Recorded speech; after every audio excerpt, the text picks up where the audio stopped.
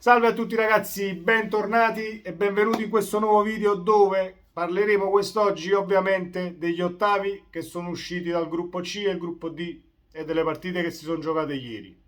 Dico subito che se non fosse stato per l'Argentina e l'Australia un pochettino, sarebbe difficile parlare di calcio quest'oggi. Invece, per fortuna, abbiamo visto comunque un bel calcio con l'Argentina che ha messo la Polonia alle corde, una Polonia che non ha completamente giocato, non è scesa in campo, zero tiri in porta. Poi dopo l'ultima mezz'ora si è messa comunque a non fare falli perché comunque passava chi aveva meno cartellini tra loro e il Messico. Andiamo per gradi. Allora, l'Australia ha meritato il passaggio del turno. Australia formazione solida, Australia che ogni volta che si presenta alla competizione mondiale dà l'anima e molte volte riesce a centrare gli ottavi. Tunisia-Francia, ovviamente la Francia ha schierato le seconde linee, la Tunisia ha meritato comunque la vittoria, non è che dobbiamo dare, non è che è per demerito della Francia, la Tunisia ha giocato, ha schierato le seconde linee, hai perso 1-0, va bene, non voglio entrare nel discorso arbitrale del gol annullato alla Francia perché non riesco più a collegare i regolamenti. Mi sembra che ci siano regolamenti diversi per diverse parti del mondo. Un mondiale regolamento, in Serie A vengono applicati altri falli. Non ci voglio entrare perché il discorso sarebbe molto lungo e mi distaccherei dalle partite. Fatto sta che ieri la Tunisia ha vinto, l'Australia ha vinto e nel girone della Francia sono passati la Francia prima e l'Australia seconda.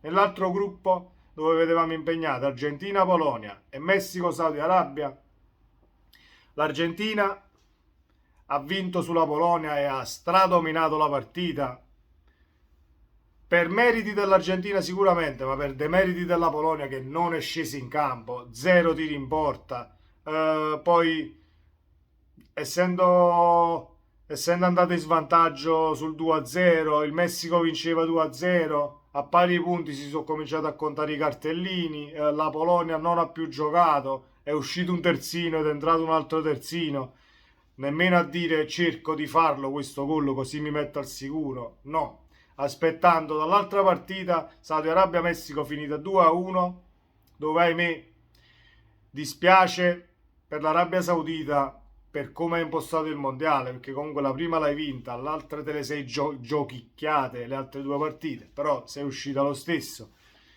Credevo che il Messico potesse fare qualcosina in più per quanto riguarda il passaggio del turno, ma non è stato così. Fatto sta che mi voglio un attimo soffermare sul fatto del, del dover contare i cartellini, del vedere la partita di là, cosa stanno facendo. Cioè, parlo della Polonia. Cioè, io non riesco, almeno non riuscirei a giocare 25 minuti di partita sperando che dall'altra partita il Messico non faccia un altro gol. E poi non andando a contrastare comunque la squadra avversaria per non beccare i cartellini, perché poi abbiamo visto che la classifica a pari punti e a pari differenza reti poi si contavano i cartellini. Quindi la Polonia è passata per meno cartellini gialli, era passata per meno cartellini gialli, poi c'è stato il gol dell'Arabia Saudita che ha fatto sì che passasse per differenza reti. Però se in quel momento invece dell'Arabia Saudita il Messico avesse fatto il 3-0, tu te ne eri andato a casa perché ti mettevi a contare i cartellini gialli. Ma dove siamo arrivati? Secondo me è un insulto al calcio, soprattutto perché è una competizione mondiale. Cioè, soprattutto perché è un mondiale. Tu passi agli ottavi da squadra che non ha mai giocato a pallone, mai, tutte le partite. La Polonia alla fine ha fatto 3 partite, una più brutta dell'altra, la più brutta ieri sera. Però sei passato agli ottavi, verrai ricordato come la squadra che è passata agli ottavi alla fine tirando in porta 4-5 volte in 3 partite. Va bene, contenti voi, contenti tutti. Comunque, gli ottavi che sono usciti sono allora Argentina, Australia e Francia-Polonia. Transalpini favoriti per il mio punto di vista perché la Polonia vista ieri non può giocarsi niente contro la Francia, secondo me, ovviamente contro la Francia titolare, non con la formazione schierata ieri. Però è sempre da giocare. La Polonia è una formazione che comunque non si capisce. Può darsi che cacci il coniglio dal cilindro agli ottavi, non lo so. Fatto sta che vedo la Francia super favorita sulla Polonia, cosa che non vedo in Argentina-Australia invece. L'Australia è una formazione solida e l'Argentina, se schiera la formazione di ieri, se la può giocare, ma se ricominciamo a usare la formazione contro l'Arabia Saudita e la seconda partita, la vedo dura.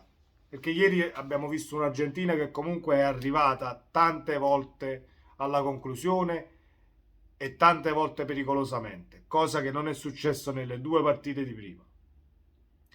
Comunque, Argentina favorita sull'Australia, non lo so.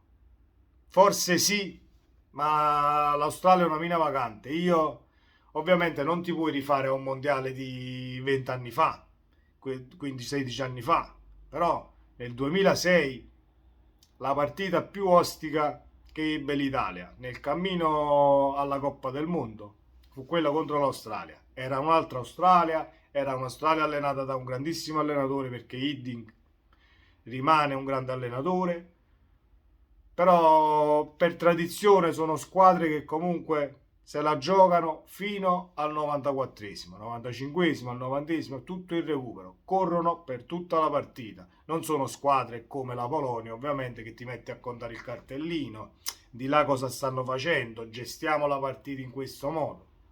Ti è andata bene perché ti è andata bene la Polonia, ma ripeto, se il Messico avesse fatto il terzo gol, arrivederci Roma.